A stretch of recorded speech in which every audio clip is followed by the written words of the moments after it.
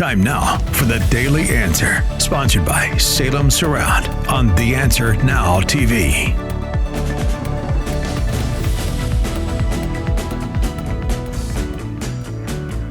The Mike Gallagher Show on Salem News Channel and the Salem Radio Network. This is not a city where you use idealism to state you're giving everything to everyone for free. There's no dignity in someone giving you everything for free. There's dignity in giving you a job so you can provide for your family and the opportunities that you deserve. So this is not a city of handouts. This is a city of hands up. We're going to lift up the city of New York. In the ReliefFactor.com studios, here's Mike. Eric Adams, who became persona non grata with the Democrats because he dared to agree with the Trump administration's efforts to fix the illegal immigration crisis in New York City. Oh, you can't do that. He's a Trump lover. And so they kicked him out, basically. They tried to use lawfare, came up with a bunch of bogus charges against him. The Trump administration sort of bailed him out, but now Eric Adams is facing a challenge from this Zohran Mamdani, who popped up on NBC's Meet the Press. Even Kirsten Welker seemed shocked at the radicalism of this young 33-year-old wannabe mayor of New York. You are a self-described democratic socialist. Do you think that billionaires have a right to exist? I don't think that we should have billionaires because, frankly, it is so much money in a moment of such inequality. And ultimately, what we need more of is equality across our city and across our state and across our country. And I look forward to work with everyone, including billionaires, to make a city that is fairer for all of them. Well, he'll work with them until they are no more because he doesn't think there should be billionaires. How about globalize the Intifada? Everyone knows what an intifada is, right?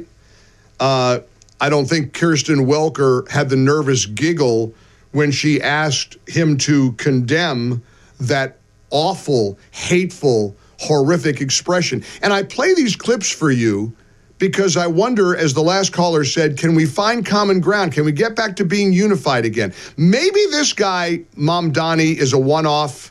Maybe his 15 minutes of fame is about to come to an end, and New Yorkers are going to come to their senses in November in the general election. There's no way they could elect in America's biggest and most prominent cities this far-left Marxist communist to be the mayor of the city, a guy who wants to have city-run grocery stores. Yeah, you know where else they have government-run grocery stores? North Korea. Venezuela. And I guarantee you that to Zohran, North Korea and Venezuela are probably, good examples of how things can go. And I'm praying that this is a flash in the pan. How hard would it be to say you're going to renounce the use of the expression intifada? This came up yesterday on Meet the Press. Do you condemn that phrase, globalize the Intifada?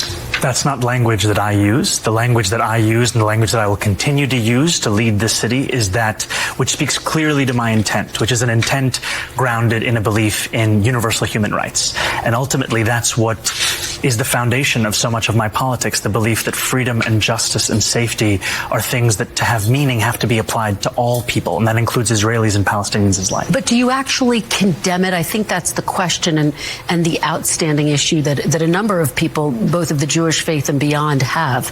Do you condemn that phase, globalize the Intifada, which a lot of people hear as a call to violence against Jews? I've heard from many Jewish New Yorkers who have shared their concerns with me, especially in light of the horrific attacks that we saw in Washington, D.C. and in Boulder, Colorado, about this moment of anti-Semitism in our country and in our city. And I've heard those fears and I've had those conversations, and ultimately they are part and parcel of why in my campaign I've put forward a commitment to increase funding for anti-hate crime programming by 800%. I don't believe that the role of the mayor is to police speech in the manner especially of that of Donald Trump, who has put one New Yorker in jail who's just returned to his family, Mahmoud Khalil, for that very supposed crime of speech. Ultimately, what I think I need to show is the ability to not only talk about something, but to tackle it and to make clear that there's no room for anti-Semitism in this city. And we have to root out that bigotry, and ultimately we do that through the actions, and that is the mayor I will be, one that protects Jewish New Yorkers and lives up to that commitment through the work that I do. But quickly, for the people who care about the language and who feel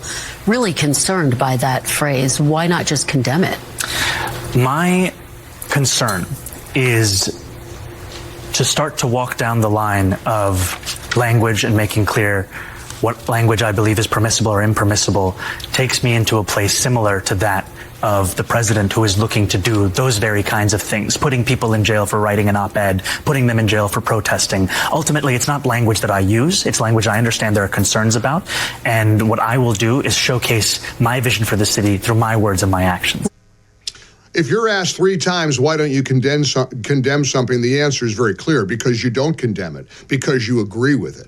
Clearly, he agrees with it. It would have been real easy to say, well, of course, I condemn advocating the destruction of the Jewish people. He couldn't do it. 3 times. 3 times he was asked, why not condemn Globalize the Intifada? And he refused to do it. Are you paying attention, New York? Are you watching? Are you listening? Are you hearing? Are you seeing the clips that have been revealed? Look, the bottom line here is simple. If New York goes down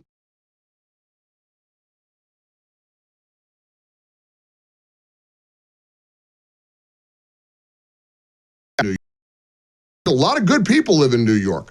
I got family in New York. I don't want the city to be demolished by this communist. Oh yeah, and he is a communist. He's an absolute communist. By the book. He's old. He's kind of old school. He's a young guy with a smile and a mastery of TikTok, thanks to his millionaire, mommy movie producer. He knows what he's doing. But make no mistake, what he is dangerous and deadly. Now, how in the world do you find common ground with that? I don't know how. If you've got some ideas, I'm all ears. 800-655-MIKE. Stephen in South Carolina, 19 before the hour. Hey, Stephen, welcome aboard. How you doing? Thank you, Mike. First-time caller. Well, welcome. I'm glad you could join us. Thank you, sir. I've listened to you for a long time. I just want to make a comment about the unity of America. Yes.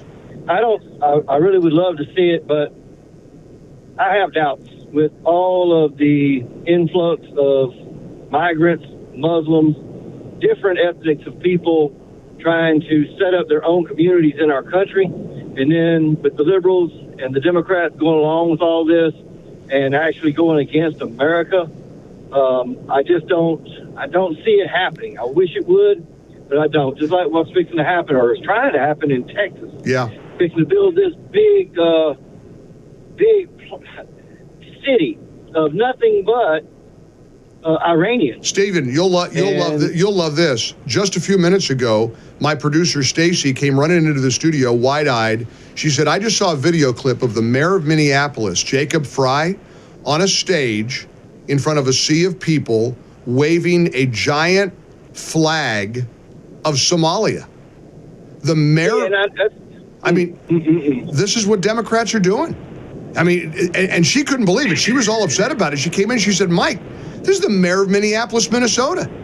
And he thinks it's a good, waving the flag of Somalia in front of a big cheering crowd of Somalians and Somali people from Somalia in the audience. And we've got this going on in our country so bad. I know. In different states. And I in know. effect, all right, so things going on in Chicago, things going on in New York, things going on in Texas, and they don't just affect those states. I know, and I don't know how in the world. I'm with you. It's getting to a point where I don't know how to find unity with that. I wish I knew. I mean, to me, you're waving a Somali flag as the mayor of an American city, a once vibrant, successful city. Our cities are falling. And, this is, and part of it, is going to be fixed by the mass deportation effort that most Americans favor. That's the good news. The bad news is I don't know how to get to any place of unity. And I'm not somebody who wants to be at each other's throats. I say this all the time. I was married to a Democrat. I can have a conversation. I've had friends, I still have friends who don't see the world politically the way I do.